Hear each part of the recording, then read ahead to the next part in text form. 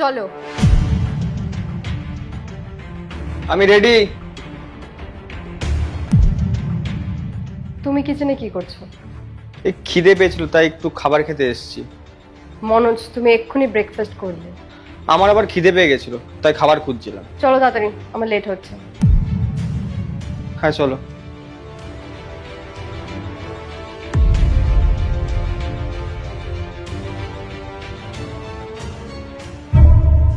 যাওয়ার আগে তোমাকে একবার বাই বলবো না? বাই।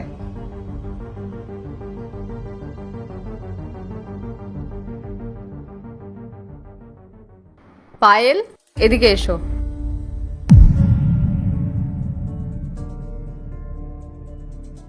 বসো আমার পাশে।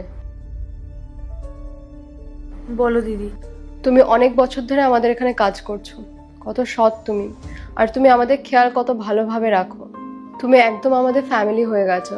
অফিসে আমার প্রমোশন হয়েছে, তাই সামনের মাস থেকে তোমার স্যালারিও বাড়িয়ে দেবো। কিন্তু দিদি, এসবের কি দরকার? আর এমনিও আমার আছেই বাকি। আর তুমি আমাকে যা টাকা দাও সেটা দিয়ে আমার কাজ চলে যায়। জানি তোমার কেউ নেই, কিন্তু তুমি তো এখানে কাজ করো। আর আমার 3 মাস চলছে, আমিও কাজ ছেড়ে দেব। তখন তো সব কাজ তোমাকেই করতে হবে। আর দেখো, যখন এই বাচ্চাটা হবে, ও তোমাকে ছোট মা বলে ডাকবে।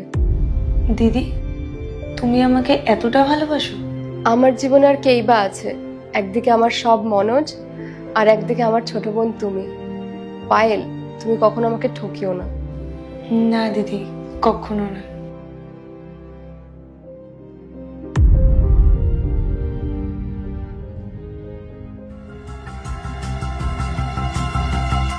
তুমি তুমি এখানে কি করছো? দিদি চলে আসবে। দিদি এখন আসবে না, দিদি এখন বিজি আছে। মনোজ, আমাদের এসব বন্ধ করে দেওয়া উচিত।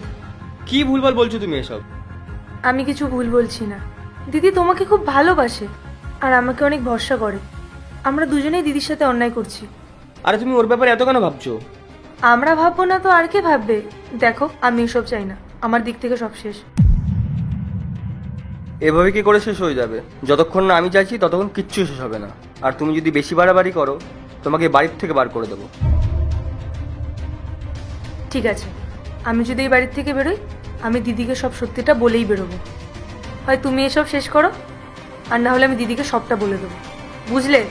হ্যাঁ ঠিক আছে, ঠিক আছে, শেষ করো।